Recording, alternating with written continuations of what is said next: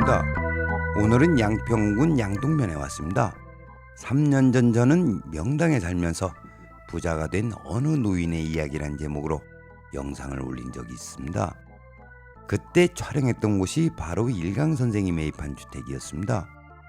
오늘은 그 주택을 다시 찾아 양택명당과 발복이라는 주제로 이야기해 보려고 합니다. 3년 만에 다시 찾은 이곳은 참 많이 변했습니다. 당시 촬영한 영상에서는 공사 자재와 흙더미가 뒤엉켜 있었지만 지금은 모든 게 말끔히 정돈되어 있었습니다. 일강 선생의 노력과 정성이 어느 정도였는지를 미루어 짐작할 수가 있었습니다.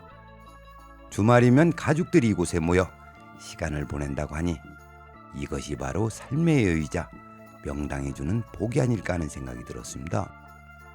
이 주택이 흥미로운 이유는 어느 노인께서 60년 전 이 집을 짓고 이곳에서 큰 부를 이루었다는 점입니다.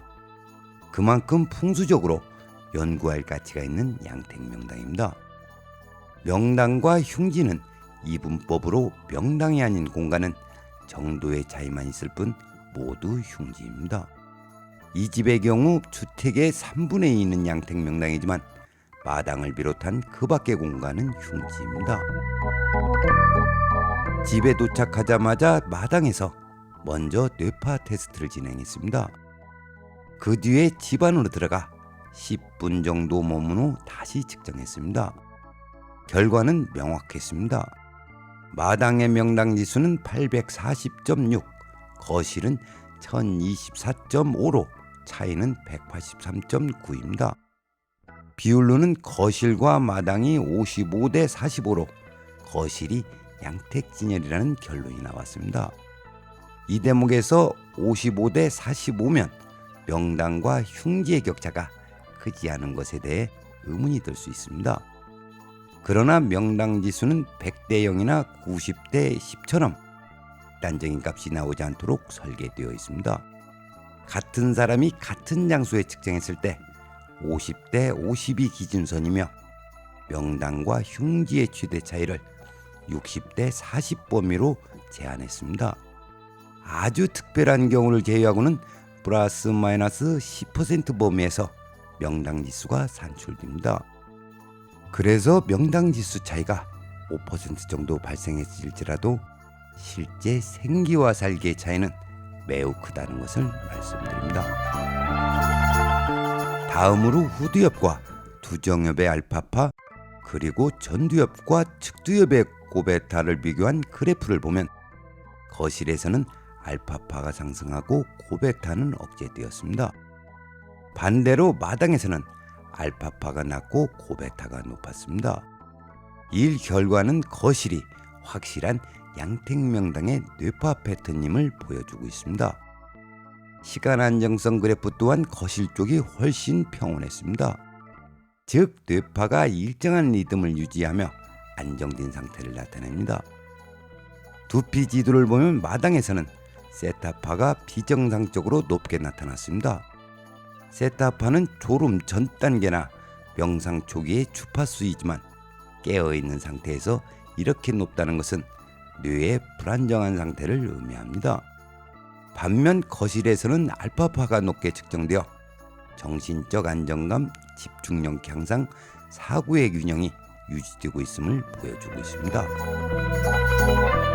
지금부터는 오늘의 주제인 양택명당과 발복에 대해 말씀드리겠습니다. 어떤 공간에 들어가 괜히 마음이 편하다거나 왠지 불편하다고 느끼는 것은 공기나 인테리어 때문이 아니라 공간에 형성된 생기와 살기 때문입니다. 음양의 조화로 생성된 생기는 명당을 만들고 음양의 부조화로 생성된 살기는 흉지를 만들게 되는데 이때 생기와 살기가 뇌파로 반응하게 됩니다. 산행을 하다 보면 어떤 장소에서 목덜미가 오싹하거나 모골이 송연한 경우가 있습니다. 이것은 외부 기운에 대한 신체적 반응이자 자신을 보호하려는 무의식적 방어기제라고 할 수 있습니다. 즉 우리 몸은 생기와 살기를 스스로 감지해 그 자리가 안전한지 불안전한지를 판단합니다. 안전하다고 느끼면 후두와 두종의 알파파가 상승하고 전두와 측두의 고베타는 내려갑니다. 반대로 불안하다고 느끼면 알파파는 내려가고 고베타는 올라갑니다. 이때 고베타의 상승은 극도의 경계태세, 즉 살기에 대한 뇌파 반응입니다. 우리의 삶은 판단과 결정의 연속으로 삶 자체가 수없이 많은 선택으로 이루어졌다 해도 과언이 아닙니다. 과거의 판단과 결정이 오늘의 나를 있게 하였고 현재의 선택은 나의 미래가 됩니다. 때론 사소한 선택이 인생의 방향타가 되는 경우도 있습니다. 인생은 타이밍이라는 말이 있습니다. 성공은 때를 알고 정확한 판단과 결정에 있습니다. 이러한 판단과 결정의 주체가 마음과 정신에 있기 때문에 심리적 안정을 주는, 즉 알파파가 상승하는 명당자리는 매우 중요하다고 할 수 있습니다. 다음으로 양택명당에서 고베타가 억제되는 것은 불필요한 긴장, 경쟁심, 공격성이 줄어든다는 뜻입니다. 이런 공간에서는 감정이 조화롭게 동조되어 가족이 화합하고 서로 배려하는 분위기가 자연스럽게 형성되는 것은 당연한 이치라고 할 수 있습니다.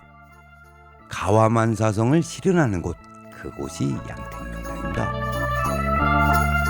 그럼 오늘의 얘기를 정리하겠습니다. 집안이 잘 되는 이유를 도깨비나 귀신의 조화로 설명한 사람도 있습니다. 하지만 진정한 명당은 노력에 대한 충분한 보상입니다.